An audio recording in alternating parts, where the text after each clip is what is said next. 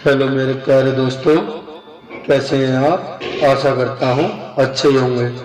आज मैं आपको सरस्वती माता की कथा सुनाने जा रहा हूँ। बोलो सरस्वती माता की जय।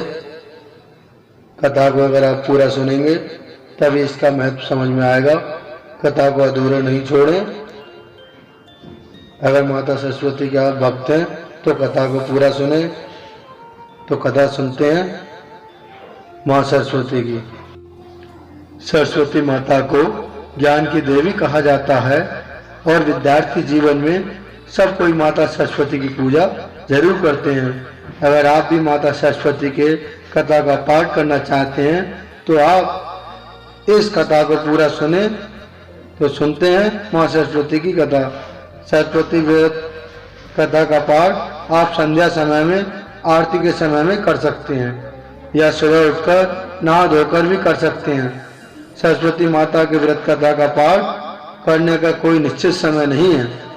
अगर आप एक विद्यार्थी हैं तो आपको सरस्वती व्रत कथा का पाठ जरूर करना चाहिए, क्योंकि ऐसा करने से पढ़ाई में मन लगता रहता है और सफलता की संभावना अधिक होती है।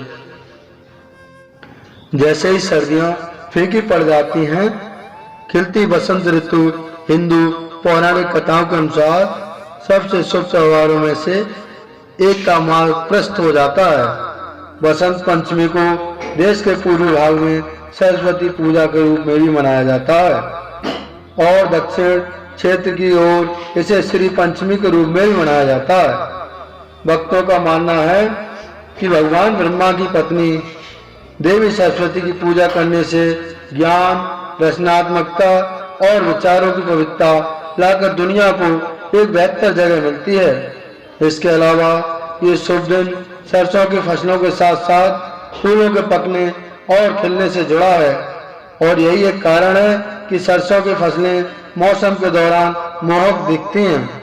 ऐसा माना जाता है कि पीला रंग देवी सरस्वती का पसंदीदा है और यही कारण है कि इस दिन व्यंजनों, प्रधानों और हर चीज की सजावट पीले रंग की होती है। बसंत पंचमी हिंदू कैलेंडर के माघ महीने के 5वें दिन आती है और बसंत ऋतु के आगमन का प्रतीक है। बसंत पंचमी का त्योहार हर साल माघ महीने में हिंदू कैलेंडर फरवरी-मार्च के बीच के अनुसार मनाया जाता है। सरस्वती व्रत या बसंत पंचमी के दिन सुबह जल्दी उठकर नित्य क्रियाओं से निवृत्त होकर और स्नान करके माँ सरस्वती के प्रतिमा की स्थापना कीजिए। उन्हें पीले रंग का वस्त्र अर्पित कीजिए। वस्त्र अर्पित करने के बाद हल्दी, चंदन, डोली, पीले फूल, पीली मिठाई, अक्षत और केसर अर्पित कीजिए। बसंत पंचमी के दिन वाद्य यंत्र और किताबों को अर्पित कीजिए। फिर माँ सरस्वती वंदना का पाठ कीजिए और आरती करके कथा सुनिए। ये पूजा, करियर और शिक्षा से जुड़ी सभी बाधाओं को दूर करती हैं। ये करियर और शिक्षा में सफलता प्राप्त करने में मदद करती हैं। ये किसी को अपने लक्ष्यों पर ध्यान केंद्रित करने और उन लक्ष्यों को प्राप्त करने के लिए आवश्यक कार्य करने में सहायता करता है। व्यक्ति को दिव्य वाणी की शक्ति प्रदान करती हैं। एक बार की बात है, सुकेता नाम का एक राजा रहता था। वह एक अच्छा इंसान और धर्म का अनुयायी था। उसने धर्म के नियमों के अनुसार राज्य पर शासन किया। राजा अपने राज्य के नागरिकों की बहुत अच्छी देखभाल करता था। उसकी सुवेदी नाम की एक बहुत ही सुंदर पत्नी थी।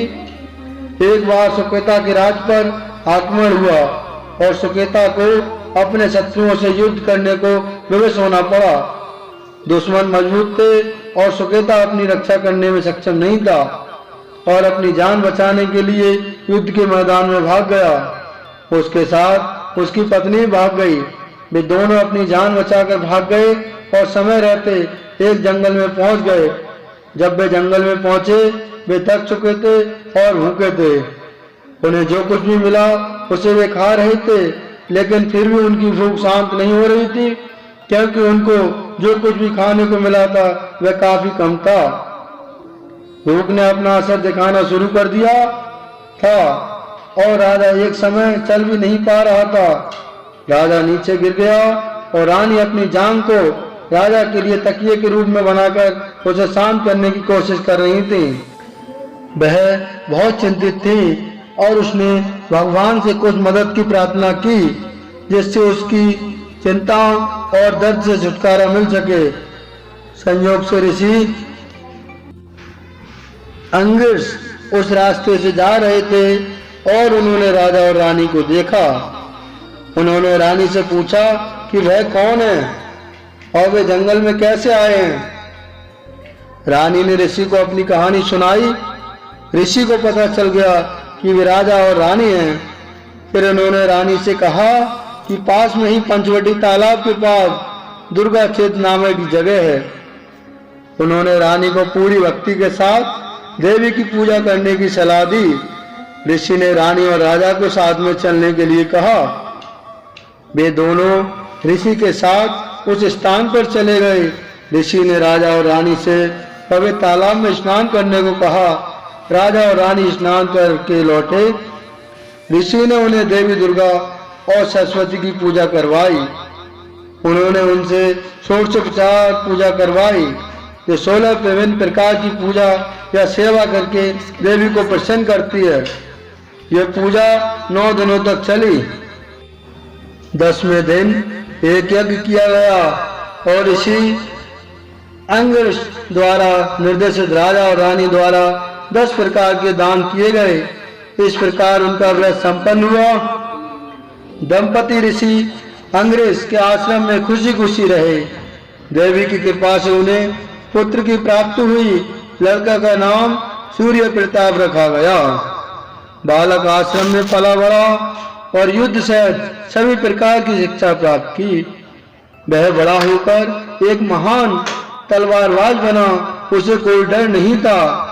लड़का एक युवा योद्धा बना और अंगिरस ऋषि के आशीर्वाद से उन शत्रुओं पर हमला किया जो अब उसके पिता के राज पर शासन कर रहे थे। उसने युद्ध के मैदान में सभी दुश्मनों को हरा दिया और उसने अपने पिता के खोए हुए राज्य पर नियंत्रण कर लिया। वह आश्रम में लौट आया और इसी के आशीर्वाद से अपने माता पिता को वापस अपने राज्य में ले गया। उस दिन से सुवेदी हर साल इस व्रत को करती थी और उनका परिवार हमेशा के लिए खुशी से रहने लगा। ऐसी मान्यता है कि जब भगवान ब्रह्मा ने दुनिया की रचना की थी तब इस धरती पर हर एक चीज मौजूद थी, फिर भी उन्हें कुछ कमी लग रही थी। इस कमी को दूर करने के लिए उन्होंने कमंडल से पानी निकाला और जमीन पर छिड़क दिया। पानी छिड़कते एक सुंदर कन्या की उत्पत्ति हुई। इस कन्या के 3 हाथों में बीड़ा, पुस्तक और माला मौजूद थी। वहीं चौथा हाथ वरदान देने की मुद्रा में था। जन्म लेने के बाद इस कन्या ने बीना बजाई जिसके वजह से हर एक जीव में स्वर आ गया था। कहा जाता है ऋषि की वजह से इस कन्या का नाम सरस्वती रखा गया था।